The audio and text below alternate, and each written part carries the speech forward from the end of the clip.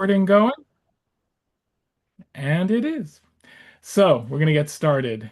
And it is so wonderful to see all of you, both those whom I've known for many years, and also those who may just be, fairly new to my teachings. Although I have a lot of, certainly have a lot of Substack subscribers here, and it's great to see you too. Let's see. I can do this. No, I don't want to do that. All right. Anyway, for some reason, I don't know. Are you all seeing me? Just nod if you're seeing me in the main screen. For some reason, I am not, and I'm not sure why. But let me see if I can do something here.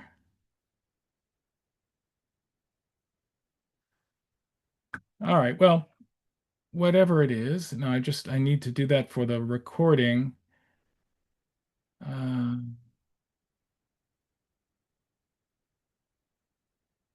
well, whatever. Um, this is what I'll do. For now, I'm going to spotlight me so that you can all see me, and if, you might see a few other people too. All right. So anyway, welcome. We are recording, and thank you, Miriam, for telling me that you see me clearly. It is great to see everybody here. We're on 20 people right now, 20 participants, and we're moving on up. Um, and I'm really looking forward to this. This, by the way, is my study here in Madison, Connecticut. This is scheduled to be a three-session class. There's no way that we can cover those nine incredible videos in just three sessions, but I think it's important really just to lay the foundation for you to watch them on your own, and I hope you will. You can always reach me at my email, joshuah@tbe.org, or through links on my Substack on my homepage, and I'd love to hear from you. Um, and one other just sort of business announcement here. Please subscribe if you haven't to my Substack. Definitely, send word around. I'd love to meet new people. But also, if the Wi-Fi goes out at any point, just hang in there. I will try to come back right away. So let's all begin. And oh yeah, I will be putting these lectures online on YouTube and Substack. So hopefully you get to see it. Um, so tonight I want to focus on the series itself, the 40 years from then, when the series came about, until now, and then also to begin to talk about the 3,000 years, or 3,500 if you want to count, um, that the series covers. 3,000, 500, 3,500, 4,000 years, however you want to count it, of Jewish history. But let's talk about the series first, since I suspect many of you watched it, or might remember it, or might remember hearing about it, or certainly have heard of Abba Eban. So back in 1984, his series, Eban's series, Heritage, Civilization, and the Jews, made an enormous splash. It was viewed by 50 million people and won a Peabody Award and two Emmys.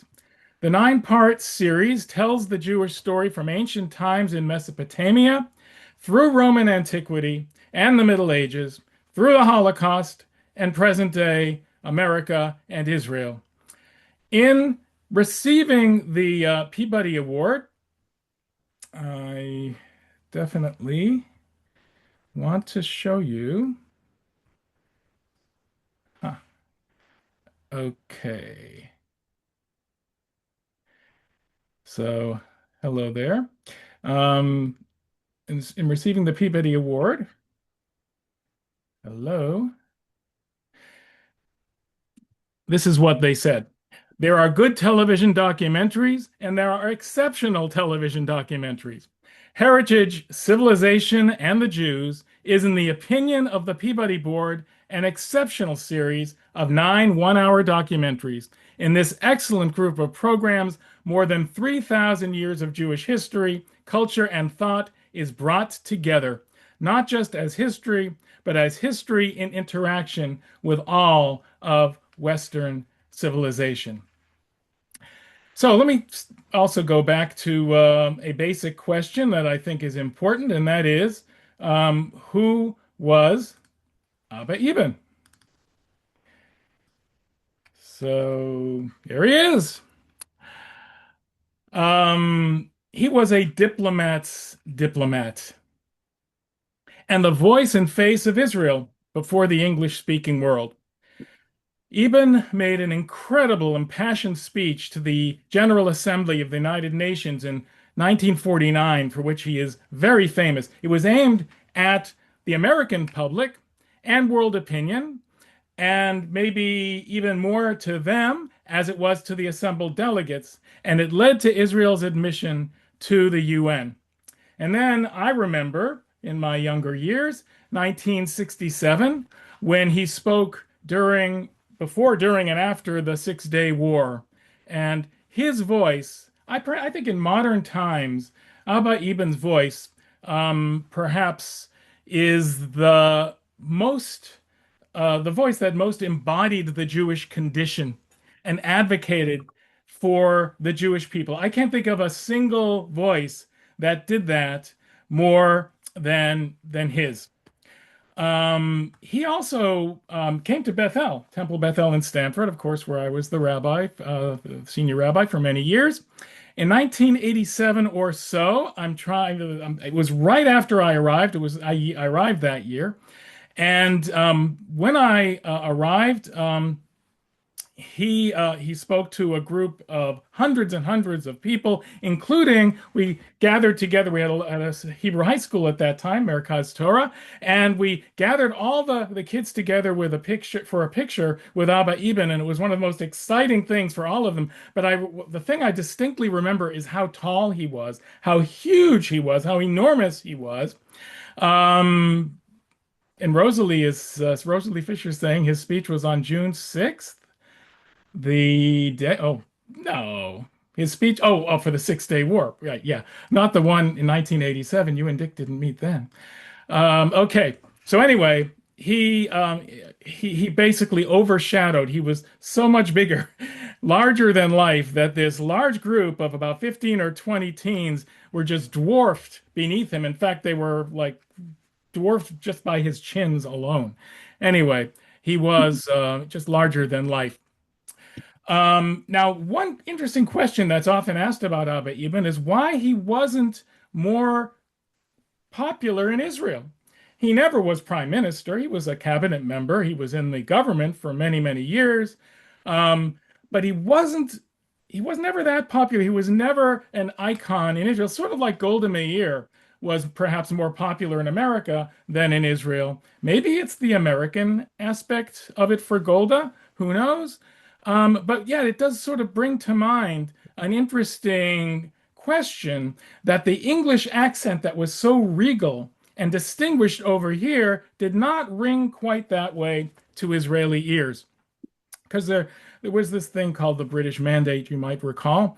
And although Eben was born in Cape Town, he was most definitely British.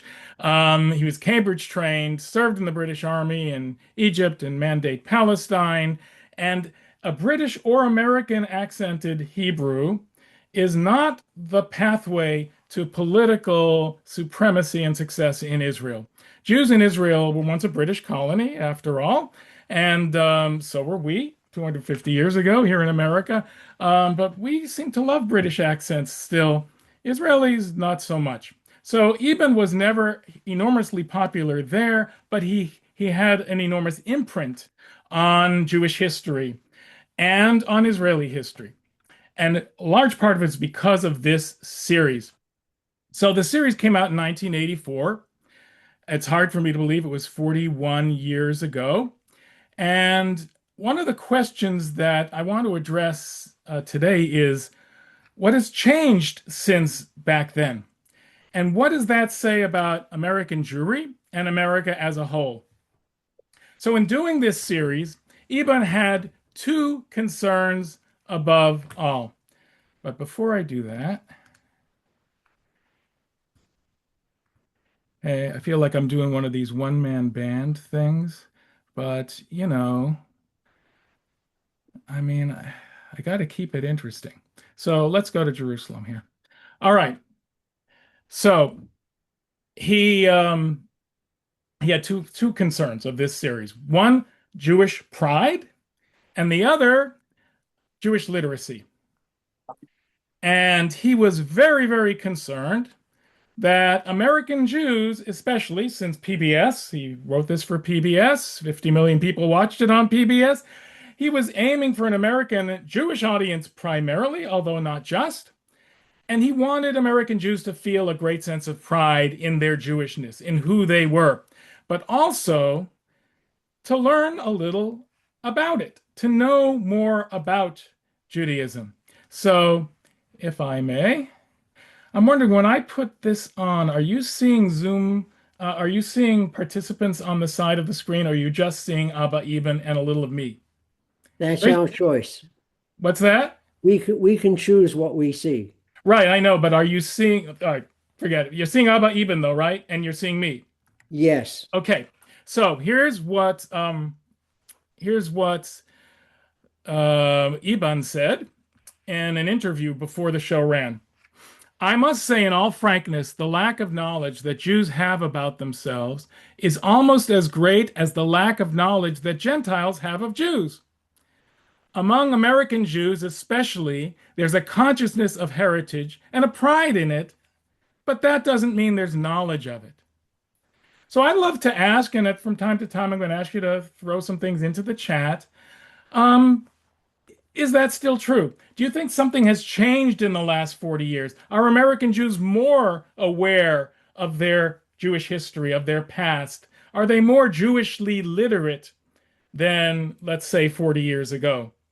It's an interesting question to ask. And then maybe are they more proud or less proud of being Jewish? I think that's an easier one to answer, and I'll get into it in a minute. But Iban used the example of the expulsion from Spain, which comes into play in one of the middle episodes, that 1 in 10 people in Spain was Jewish during the Golden Age in Spain. Do American Jews know that? And he said, no, I don't think they do. Or that there was a Jew who was as great a scholar as Maimonides, or the Prime Minister of Granada, who was a Jew.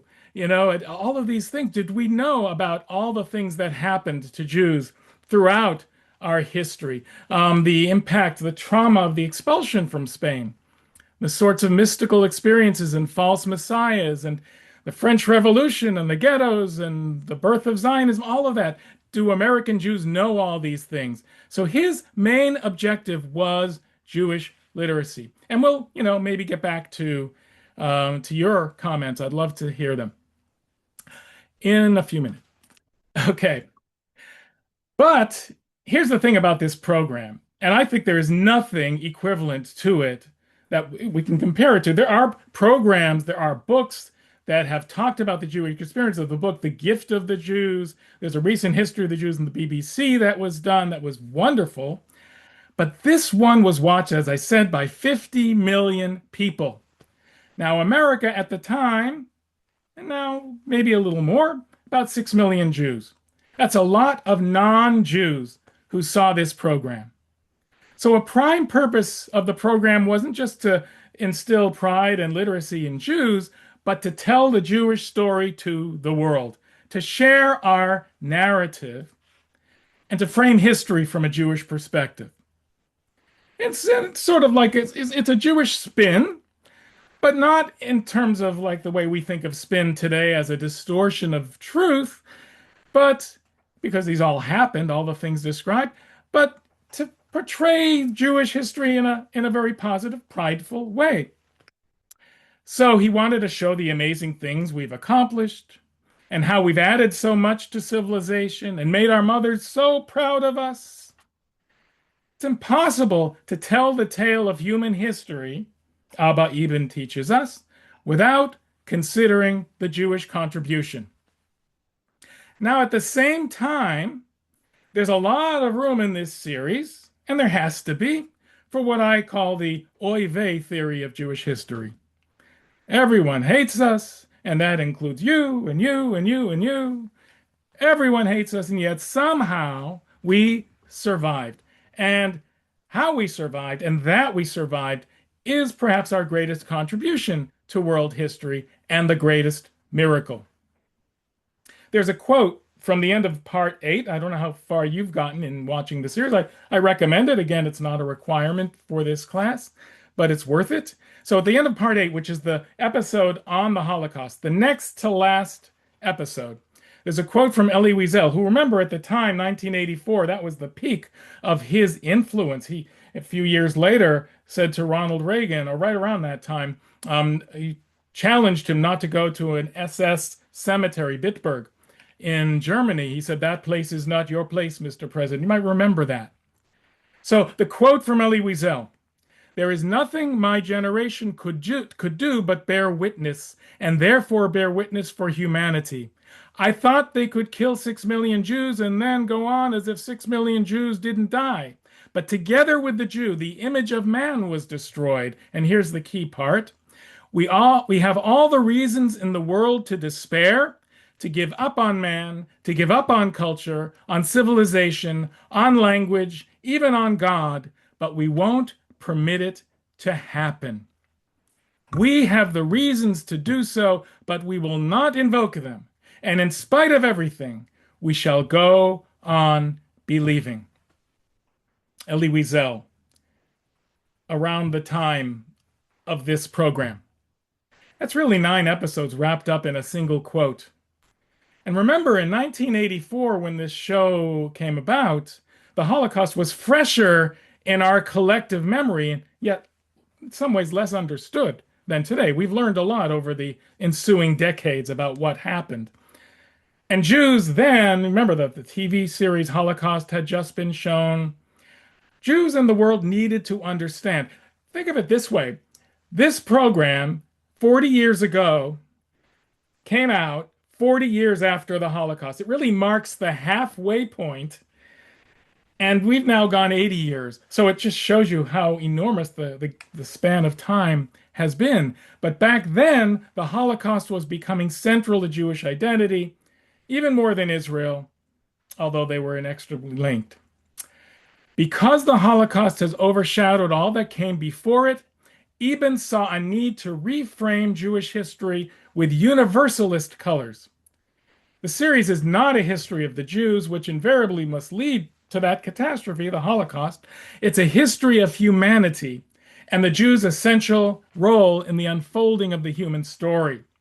From the alphabet to the printing press to the internet, from beginning to end, from soup to nuts, liberation movements, migration, resilience, adaptation, it is a triumph, not a tragedy. At least not just a tragedy. And before, we get rolling, we should talk a little about Israel, because Eban was, after all, a proud Zionist, an Israeli statesman. But his next series was specifically about Israel, a series about the birth of Israel. This is really a history of the Jews, which includes a very Zionist slant. But what does that mean? Can there really be a history of the Jews without it being, in some ways, having a Zionist view at its core, focusing on the centrality of the 2,000-year Jewish yearning for the land of Israel, a dream that was ultimately and unbelievably fulfilled? So we've got quite a story here. We've got quite an amazing Jewish story. And he does include the diaspora. Of course, diaspora is not negated as David Ben-Gurion used to and other Zionist thinkers. Jewish peoplehood is at the core of this program. And that means Zionism, but it also means a thriving Jewish life, cultural life, right here. So I want to pause here, just make sure are there any as a chat? Let's check any questions. You can unmute yourself if you're able, if you want to ask a question or make a comment or just talk about your first impressions of the series if you have watched it. Lots of lacks in our knowledge. Thank you, Sherry. And I think, it's fine for us to speak about ourselves. I think there is a tremendous lacking of Jewish literacy right now. Is the Abba Eban series on Israel available online? I believe so. I have seen it, but I haven't actually watched it to see if what the quality is of the videos. So, go to YouTube if you're comfortable doing that and just type it in, or even on Google. And I don't have the name of it offhand, but just Abba Eban Israel. I mean, he's written so many books. You'll see the whole gamut, but especially on YouTube. So, good questions. All right. Anything else? Anything else someone wants to say? Because I want to talk for a moment about the last 40 years. Because I think that's a really interesting aspect of this whole thing. This is why I did this class. I mean, I love history. I love. All right, I'll tell you really why I did that. I mean, I had to clean out my study last year as I left Bethel, although believe me, there's an awful lot still in my little office, and I have a lot here in my current office, as you may have seen in my first visual, my first background. But as I'm cleaning it up, I'm going through my files from the earliest time I was at Bethel from the late 80s. And even before then, I was a rabbi somewhere else, and I kept my files, brought them with me. Back in those days, most of my files were like on paper. Most of my notes were so I had not put these into my computer. I didn't have them on digital files, but I had notes from teaching this about this movie, about this series. And it was so interesting for me to read back at what I thought then and how things have changed now, and especially, I have to say, um, recently. So, in order to do that, I want to show you a couple of quotes from an article that was written a year ago. It came out in the Atlantic by Franklin Foer, and it basically said that the golden age of American Jews has ended. There's some other books that have come out and articles recently that have said that. And, it's not too hard to say that, given what's been going on. But let's see if I can. Okay, so here's a quote from Franklin Foer. Over the course of the 20th century, Jews invested their faith in a distinct strain of liberalism that combined robust civil liberties, the protection of minority rights, and the ethos of cultural pluralism. They embraced this brand of liberalism because it was good for America and good for the Jews. It was their fervent hope that liberalism would inoculate America against the world's oldest hatred. For several generations, it worked. Liberalism helped unleash a golden age of American Jewry, an unprecedented period of safety, prosperity, and political influence. Jews who had once been excluded from the American establishment became full-fledged members of it. And remarkably, they achieved power by and large without having to abandon their identity. In faculty lounges and television writers' rooms, in small magazines and big publishing houses, they infused the wider culture with that identity. Their anxieties became American anxieties. Their dreams became American dreams. But that era is drawing to a close. America's ascendant political movements, MAGA on one side, the liberal left on the other, would demolish the last pillars of the consensus that Jews helped establish. They regarded concepts such as tolerance, fairness, meritocracy, and cosmopolitanism as pernicious shams. The golden age of American Jewry has given way to a golden age of conspiracy, reckless hyperbole, and political violence, all tendencies inimical to the democratic temperament. Extremist thought and mob behavior have never been good for the Jews, and what's bad for the Jews, it can be argued, is bad for America. So I'd love your comments again. Feel free to add to the chat. What he's basically saying is saying in this article is that it's not the golden age of American Jewry that's over, but the golden age of America is over.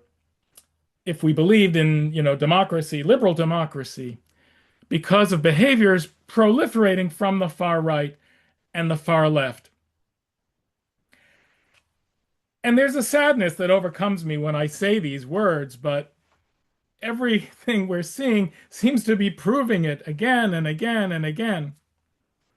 For Jews, the golden age, I think, can be dated from 1967. This isn't exactly what others have said, but ending in 2000. Now, some would say October 7th, 2023 is when that age ended, but a lot of bad things happened between 2000 and then. But 2000 was in some ways the culmination. It was the nomination of Joe Lieberman for vice president. Now, if you think back to that time, there were some people, including myself, a little bit said, "Is this good for the Jews? Is this something is this something we should want?" We've had others who've been somewhat close to high office, but this is the second highest office in the land. And the fact is, and this is what's so astounding, he nearly won. Not only, I mean, it was the, face it, the Jewish voters of Palm Beach County that left those hanging chads that denied Gore and Lieberman the victory, but he could have won. And he could have won because his Jewishness was not an issue except in a positive sense. Certainly, his support of Israel was not something that people would question at that time. His orthodoxy, even among Jews, and Jews, who felt a little self-conscious being on the golf course on Shabbat afternoon while their senator, our senator in Connecticut, was observing Shabbat. I wasn't on the golf course, by the way, but his orthodoxy was a plus. It was exemplary to walk to the Capitol on Shabbat for a key vote. It was never an issue for Democrats, for Republicans, and Israel at that time was being seen as a victim of terror, especially after Oslo and the Hamas bombings following the Rabin assassination, of which we just commemorated a major anniversary this week. That was in some ways the high point, and we are very far from that place. It's very hard to be a Jew right now. Here, especially in America. And I have to say, today I was listening to a podcast, and it was the Epstein thing. And the host literally was crying. So ashamed, and we should be crying about it for all kinds of reasons, including the victims, but so ashamed that this man was Jewish. Now, when you think about it, his Jewishness should not have had any more relevance than the fact that Jack the Ripper was Christian. It shouldn't matter. And it's not a stain on Jewishness to have someone as horrible as him happen to be Jewish. And I'm the one who wanted to excommunicate Bernie Madoff, who also was horrible and took advantage of people. But we are more than a religion. As Eban states, we are a people, we are a family, and it hurts. When two Israeli diplomats, no matter what you feel about Israel or Zionism, these diplomats, one of whom was American from Kansas, and the other not technically Jewish, those young people were gunned down in Washington last summer. It hurts. There's a lot that hurts right now. We're seeing anti-Semitism so high. The issue of the New York mayoral race, I'm not going to get into it because I think it's too divisive to try to talk about it glibly. But the fact that so many Jews are afraid, that hurts. Jews are afraid. Jews are afraid of Stephen Miller. It's not a left wing, right wing thing. And that hurts. So we can't go back to that golden age, it seems. But at least maybe we can be proud again.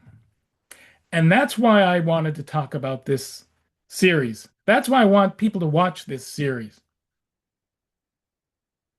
And one thing to say is that the Jewish story has not even come close to writing its final chapter.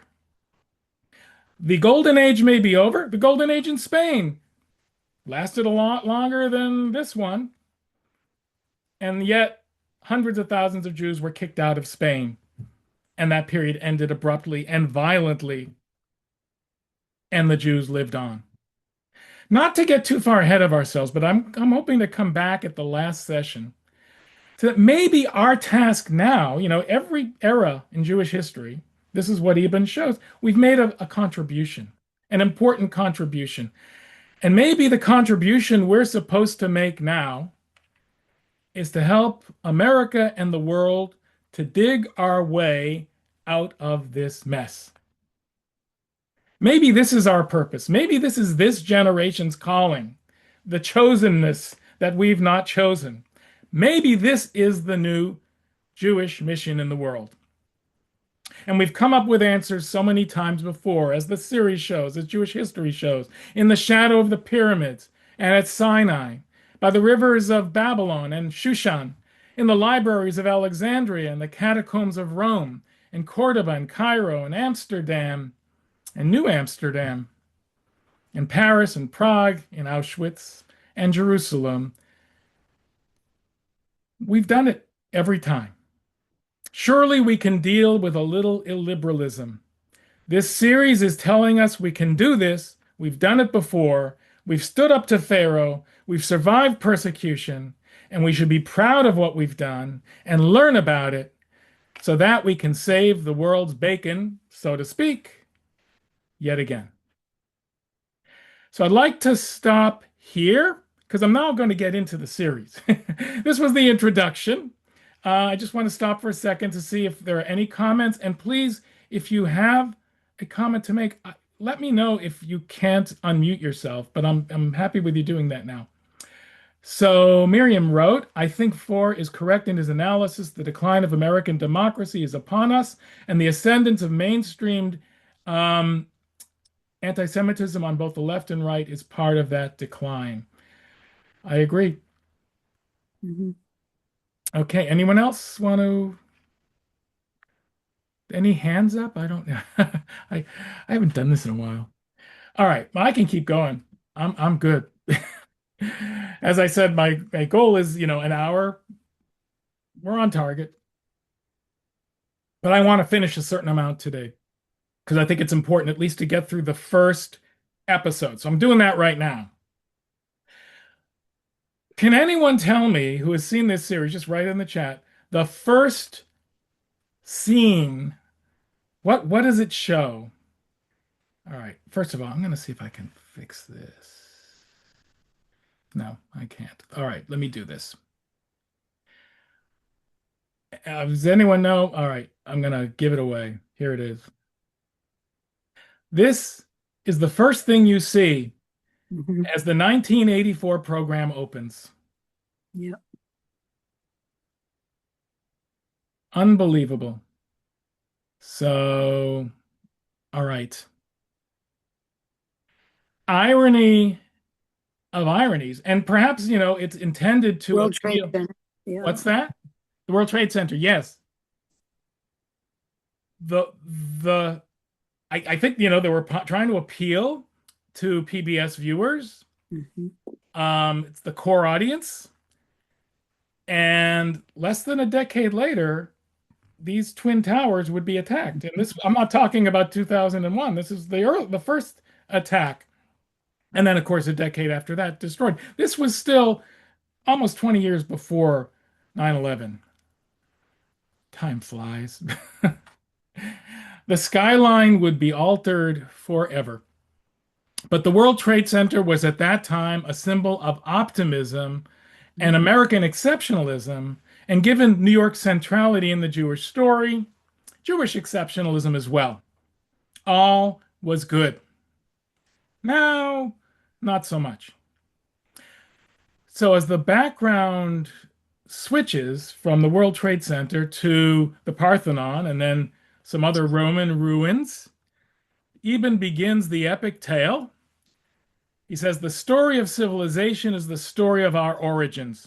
To tell the story of the tale of civilization, by which he means primarily not exclusively Western civilization, although it's leaning in that direction, definitely, more than maybe it would if we were telling this story now. But you have to know the history of the Jews. Not merely to include the Jewish story, you have to know it, to feature it, So here you go. You got some Roman ruins. Featured on the Roman column is, if you can see it on top, a menorah.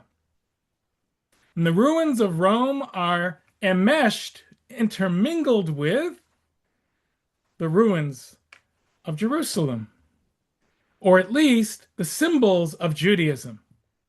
And it's a point he makes right up front. Eben focuses, episode 1, on the contributions that Jews have made from the beginnings of history that are living contributions. The Roman Empire is gone. Ancient Egyptians gone. Hittites gone. Judaism has been from the start, and it has contributed from the start a major impact on civilization. So the first impact that he talks about is monotheism. And I think, this is not going to get boring. I will not let it get boring. So I'm going to give you another background. Huh. How about a synagogue in Odessa? Let's go to Odessa, just for the sake of it.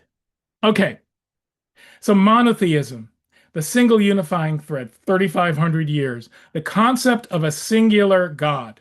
He considers this the Jewish people's greatest contribution to civilization because it led to a universal code of morality, values that ruled our history, as he says, and helped shape the modern world. Eban states, you know what? I can do better than this. Hold on, wait. Yes, I'm going to make this very interesting. Um, let's go to let's go back to Jerusalem. Okay, because it matches my shirt, the sky. It's just like a perfect background. Anyway, Eben says many civilizations intertwined in 5,000 years. One of them is old enough to carry memories of the mistiest beginnings and runs unbroken to the present day. If you follow that single thread, you follow a course of ideas that give meaning to the experience of civilization. It is the tradition, the story of the Jews. Jews' ideas have played a central role in human affairs. Their history is a link between our history and our present. You cannot recount the story of civilization without coming face to face with what the Jews have thought and felt and written and performed. So then he gets into um, the idea of God being perhaps our greatest and certainly our earliest contribution. That idea is one of the great reaches of the human mind. It encompasses our view of other human beings, of the universe, of life itself. But it did not come into the world full blown, he says. It evolved. Like the Jewish people themselves, over the course of many centuries, the development of that idea, this people, the civilization in which they originated, is the subject of the first episode. So I should mention at this point, if you watch the episode, you'll see it's always important to look at the credits. Something like this can just be so slanted and just, somewhat questionable in terms of the authenticity. And things have changed. Some historical conversations have evolved even since, 40 years ago, as you would expect. But the scholars who were the advisors on this series were some of the best teachers that I ever had. The one for this episode on ancient Israel is Ed Greenstein, who taught at JTS, Jewish Theological Seminary, for many, many years, and has, even more importantly, the distinction of being my camp counselor when I was 10 years old at Camp Ramah.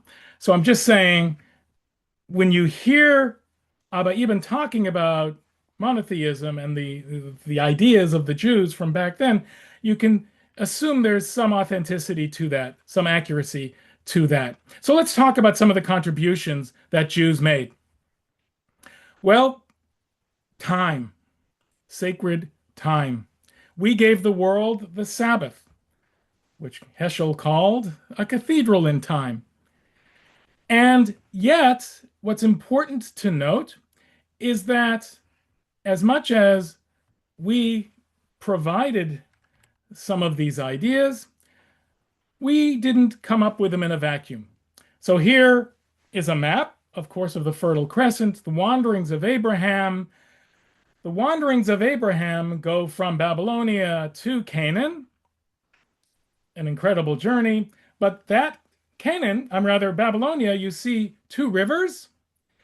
And it's interesting that the Garden of Eden in the Bible is called a place between rivers as well. Of course, the Fertile Crescent, the place between the two rivers. So, in a sense, the Bible is hinting to us that we're going back to the beginning of time, means we're going back to the beginning of civilization, not to dinosaurs, not to the Big Bang. Genesis can actually teach us a lot about the Big Bang, by the way, not the topic of this discussion. But if you look at the Jewish calendar, anyone know what year this is? Okay. Well, I've been to shul a couple of times. It's 5786. It is not 5,786 years since the creation of the world, although that's what we say on Rosh Hashanah. What we're really saying, and what the originators of Jewish time had in mind, is that it is about 57 centuries since the development of culture by the Sumerians in the Fertile Crescent. It really corresponds to the beginnings of civilization. Jewish time begins when civilization began. And Jews are always connecting our time to the time of others, to the time of the world, to the universe. It is not just about when Abraham was born.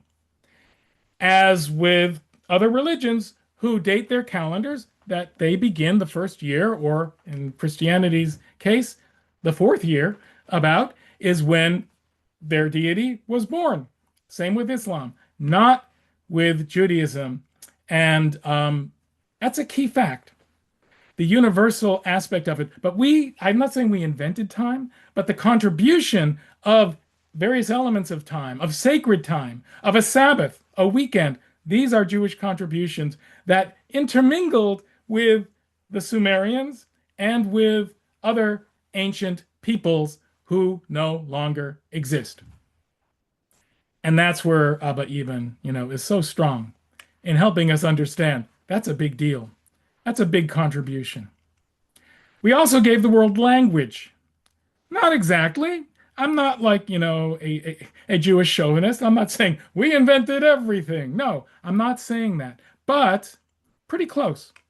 Hebrew traces its roots back to the beginnings of language.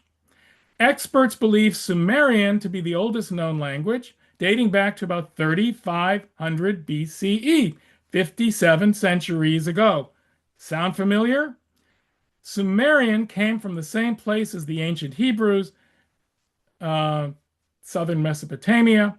One of the key states was Ur, where Abraham grew up, and there are no more Sumerians living, as you know. We are the living link. Then, centuries later, 1200 BCE, cuneiform and hieroglyphic symbols evolved into the oldest known usage of an alphabet, a fact that was discovered in a turquoise mine in the Sinai.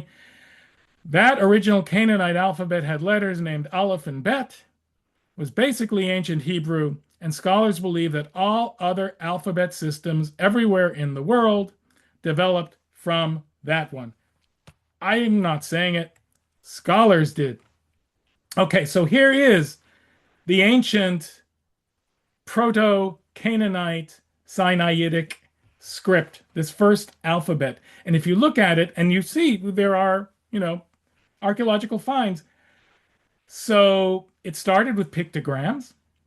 Aleph, for instance, on the right hand side, the word in Hebrew actually corresponds to ox. The first Aleph looked like the head of an ox.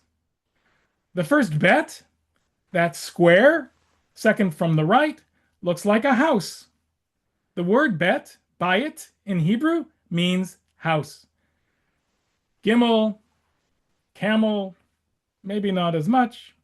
The next one, going right to left, Dalid, you see a fish, dog, the drawing of a fish.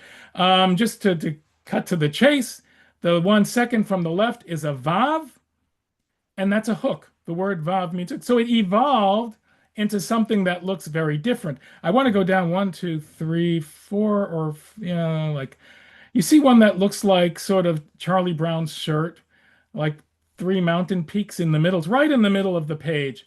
That is a mem. That actually looks like the Hebrew script for mem. And the word is mayim. That mem comes from mayim is water, and these look like waves. Language, speaking, communication. We've been good at this from the start. We didn't start out as president speechwriters and Pulitzer Prize winning journalists. We started out with that. Okay, so here's just another chart. And if you're really into it, here's the evolution from very different but similar archaeological finds from that millennium, basically, from ancient Hebrew script to current Hebrew script. What I'm saying is we we can proudly but not boastfully say we gave the world language. We are at least a living link to those who gave the world language. So, that original Canaanite alphabet, as I mentioned, you know, definitely looked like ours. And the fact that it was discovered in the Sinai has led some to believe that this was written by traders who could have been connected to the ancient Israelites, the Hebrews, going from Egypt to the Promised Land. We don't know, but it's interesting. All right, what else did we give the world? Well, we didn't exactly give the world freedom, but we certainly, Jews, gave the world the experience of liberation. The whole experience of the Israelites in Egypt, which may or may not be completely historical, don't quote me, but it's brimming with truth.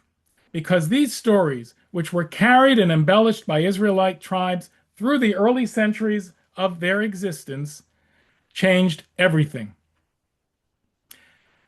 Eban says that the Bible is our only source for the Exodus. So he admits that the historicity of the story may be questionable in some ways, but the Exodus became a universal metaphor for the human need to be free. So the impact, absolutely true. Historicity, questionable. So let me show you. Get beyond the language here. Some events stand outside history and beyond science, Eben said. What happened to the people of the Exodus may never be established by scholars, but what the Bible says about this awesome place has resonated through the centuries of human experience. And just to show that the Exodus still resonates for us now, I want to read a passage from Sarah Hurwitz's new book, As a Jew. I highly recommend this book. Whoops. I thought I had it right here. Let's see if I have it here. Yes. Okay. So she talks about Sinai and the laws and the Bible. And she said, it wasn't until I considered the Torah in its historical context that I finally understood. The Torah is essentially one long protest, a polemic, really, an epic critique, page after page of pure trolling directed at the powerful empires of its time, Egypt and Mesopotamia. These empires were ruled by pharaohs and kings who were thought to be associated with the gods or to be gods themselves, who were known to press their subjects into grinding slave labor, building massive monuments in their honor. The Torah trashes these empires. It tells us that when human beings come together to build a massive monument, the Tower of Babel, God is furious, promptly destroying it. In the next chapter, God approaches Abraham at his home in Mesopotamia, and God does not say to him, "What an advanced and impressive civilization you live in. You should definitely stay and live your best life here." Rather, the first words God utters to Abraham are, "Go forth from your native land, from your father's house to the land that I will show you." God then directs Abraham to the promised land, which is far from the rivers that sustain powerful empires, not really what you'd expect from a people destined to become a great nation. Sarah Hurwitz, who I should mention was a White House speechwriter and has written some excellent books, including this one that just came out, and I recommend it very highly as a Jew. Okay, that's the title, I think. Um, Here's an amazing fact. So basically, the story of the Exodus is the story of liberation, the story of freedom, the story of no kings. Oh, where have I heard that? It's the story of protest, and that is very much a Jewish contribution from ancient times. Here is an interesting thing. The first time Israel is mentioned in any archaeological finding, any physical evidence on Earth of the existence of Israel, back we go, is the Merneptah stele. This was a document chiseled by an ancient pharaoh in about 1200 BCE. And what does it say? On the bottom, in hieroglyphic, which thanks to the Rosetta Stone, we can translate, Israel is wasted, its seed is not. Think about that. That is one of the most amazing facts. If you take nothing else with you, the first mention of the Jewish people in all of history is that we were destroyed. At the birth of the Jewish people, which has now existed for 3,500, 4,000 years, however you want to count it, it says we are goners. And it was said by a pharaoh, the head of a civilization related to Ramses, our old buddy, a pharaoh for a civilization that no longer exists. We're still here. Israel is laid waste, her seed destroyed. First use of the word Israel, and there it is. And the word Israel, of course, as I've mentioned in many other settings, means to strive with God, to fight, to wrestle, to struggle. Eban says it was evidence, the Exodus, of the power of their own special God, not a universal God. There was no single power ruling over human affairs, but the God of this one little group had triumphed over the mighty pharaohs and their gods. He then shifts from Egypt to Sinai and talks about the very important moral laws that came from the Ten Commandments, came from Sinai. In fact, he says it's not about monotheism. That's not the great contribution. It's morality. In fact, when he finishes, in the opening episode, the greatest Jewish contribution to civilization as embodied by the Torah, he describes is one, monotheism, two, a God of reason, three, the rule of law, and four, a unique and unprecedented moral code guided by principle rather than superstition. Now, that is something that, is music to my ears, but it was also in 1984 because coming out of it was the Reagan years, moral majority, morality was big, religion was big, but it was also coming out of Watergate.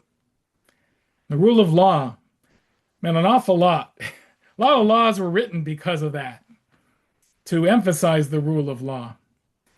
And that is the contribution. So we have all of these things, just to sum up that first episode, and I'm going to sort of pause here. Language, time, monotheism, rule of law, morality, and of course, the ability to persevere even when all seems lost, as was the case in Egypt. One other thing I do want to mention, because I want to get through the biblical period. Another point that he makes that I think is just amazing. Judaism and the Jewish people have always had the ability to self-correct. It's not just that, we do bad, God punishes us, we ask forgiveness, God forgives us, we do better. I mean, asking forgiveness, recognizing our sin is, in a sense, self-correcting. That is true. But even more than that, self-correcting was built into the system. So there we have something unique in ancient history, the role of the prophet. The Torah was very wary of kings, but it allowed for kings because they needed to have some kind of unity. They were just a collection of disparate tribes. They needed to come together. But they also needed, given the power of a king, they needed a fourth estate. That fourth estate couldn't be the press back then, it was the prophet. And there were always wise men in ancient civilizations and in most civilizations, novelists later on. But the prophet was a key and unique role because they understood that the kings were a corrupting force. And it turned out that that was the case. David and Solomon had a lot going for them. They grew an empire, they built a temple, but their imperial style, their many spouses, their forced labor, their military conscription, their heavy taxes led to the split of the empire. The simple egalitarian life of the early settlers was corrupted. So, whenever society was corrupted, Jewish culture has been able to self correct. Someone has always risen to bring people back to the straight moral path originally set out in the heritage of Sinai. It happened in 722 when the Assyrians attacked and sent 10 tribes, the northern kingdom of Israel, into exile. Happened in 586 when the Babylonians did the same. And when the Babylonians sent the Judeans, the tribe of Judah, into exile, 10,000 families left the kingdom of Jerusalem. Of course, I'm skipping over a lot of years here, but just to get to the major core of the message, the entire nation was split up, and Jews needed to preserve their way of life. So another key to Jewish survival occurred then, not only to self-correct, but to consolidate. And that was what they did when they wrote and assembled the books that became known as the Torah. The Torah was written in the diaspora, in Babylonian exile. As we proceed along this epic journey, Eban distinguishes between eras of consolidation like that and those of creativity, extreme creativity, such as after the expulsion from Spain or the Second Temple's destruction. So we might look at that as we move ahead into the future episodes. We might also ask whether the Jews' response to persecution has changed over time. All of these are fascinating questions. And let's see if I can end. Well, I'll certainly take your questions. I'm going to get back to this zodiac, but this is amazing to think, to talk about how Jews were able to mingle with the cultures around them. This is in a synagogue floor in the Galilee. Doesn't look Jewish, very much so. So here we go. Whoops. What emerged in these books, meaning the Torah, the Bible, was a new vision of life and the tragedies that had overtaken them. The exiles saw the hand of a universal God. Had not the prophets warned them that violating the covenant would bring on a terrible punishment? Was it not their God who had sent the mightiest empires of the world to punish the Israelites? So Israel and all the enemies were brought about, which brought about its downfall, were the instruments of a single God?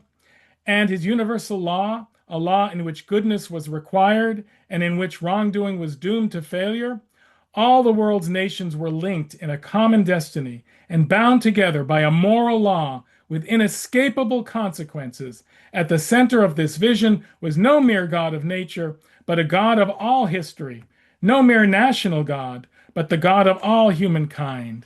The exiled people who wrote God into their version of history were called Yehudim, Jews, the people of Judah.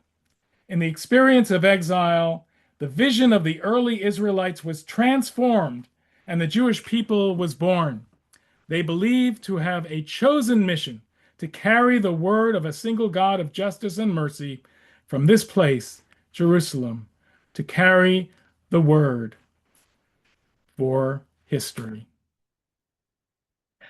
So that's where we leave off. Awful long way to go, but in two sessions. So I'll be consolidating a little bit more. I wanted to get the whole introduction into this.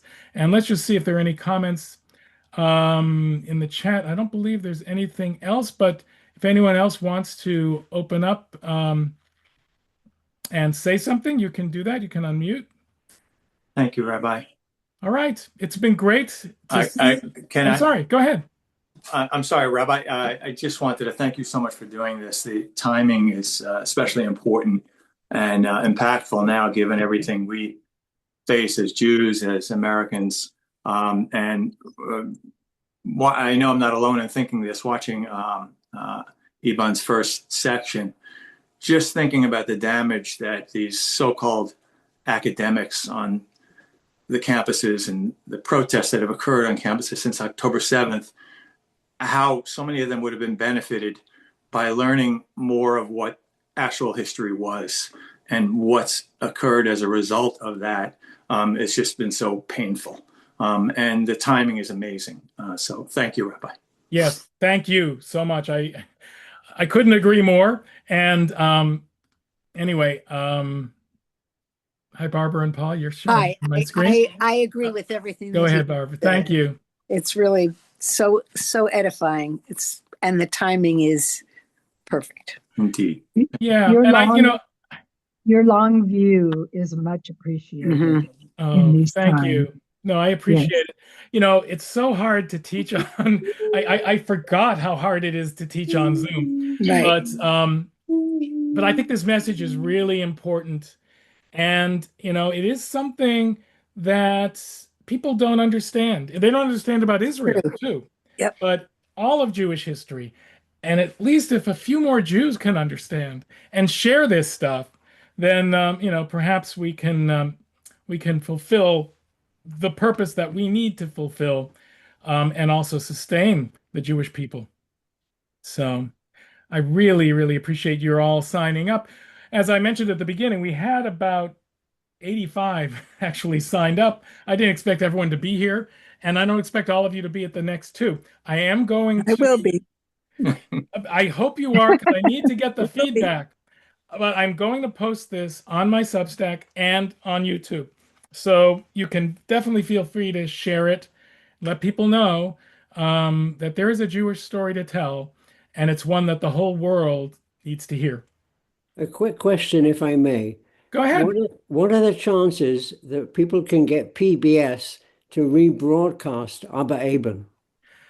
It's actually the quality is pretty darn good considering it's 40 years old. It has the feel of a Ken Burns series, in just the way music and photos, and even shows up in every spot in the world that's discussed here. That's literally everywhere in the world.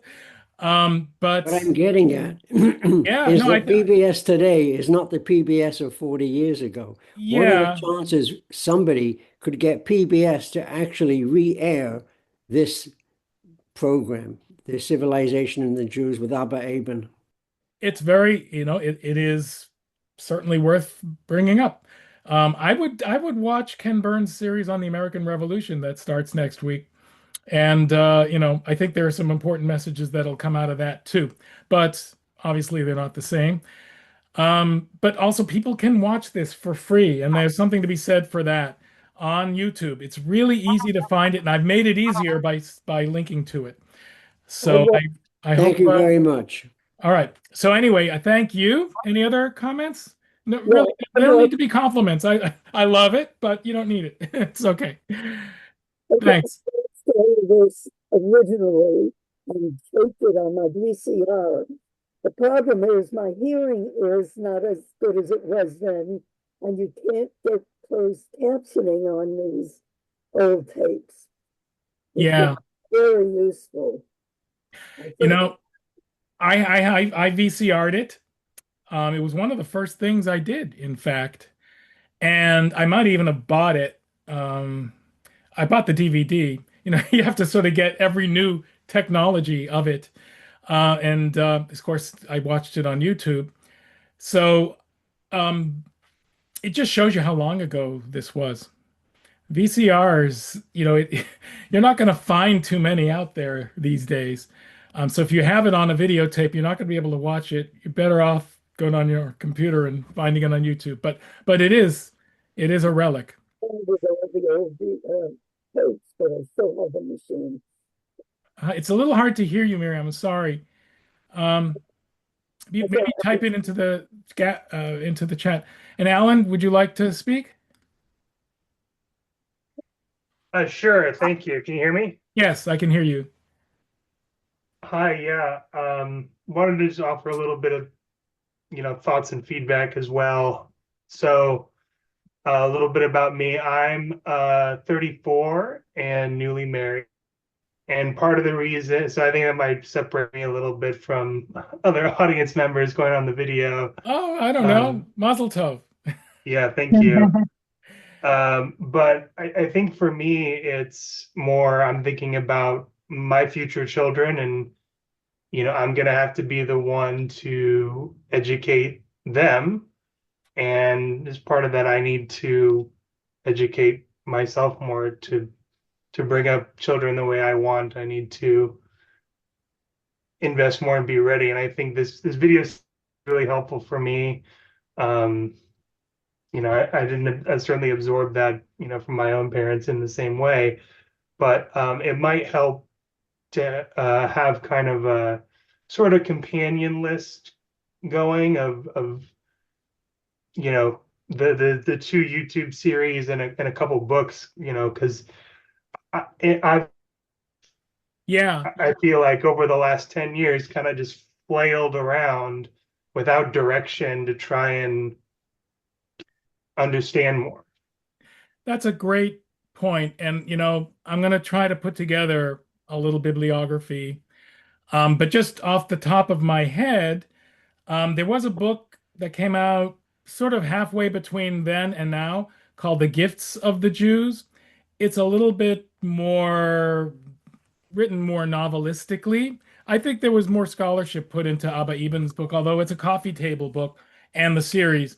But as I mentioned, all of the scholars who are listed here are excellent scholars, people I've learned from. In the second episode, the one on rabbinic Judaism, the Second Temple, which is probably the most important in the terms of the formative years of Judaism and Christianity, Shai Cohen was the advisor to that, and he was one teacher of mine at the seminary. Also, he's at Harvard. He was at Brown. I mean, definitely top notch. And I'd say, although I'm not up to date on every single aspect of the scholarship, um, I'd say it's pretty accurate and authentic. So you can't go wrong with this series, especially if you have it on in the background. You just want to peruse it from time to time. If you want to dig into real scholarship, then I could recommend other books. And also, you realize that we have at the in the palm of our hands, and our phones, more information, more Jewish literary experience than every rabbi from the beginning of time until now ever had. So if you just And know that's the where to look, challenge. what? That's the challenge because Yes. So what do you, I suggest yeah. one website over any other, myjewishlearning.com. I've written for them, I use them all the time, and they link you to anything you need to know, but they also have introductory articles on everything you need to know. So that's one thing I definitely suggest, myjewishlearning.com. And I also suggest Go past you. for sources, Sepharia, Sefaria. Read. Sepharia has And I couldn't almost get past every that. traditional um, every traditional source that you could ever imagine, that you'd ever need. See? Yeah, no, that's helpful because I had never heard of this series before finding you on Substack, basically. All right.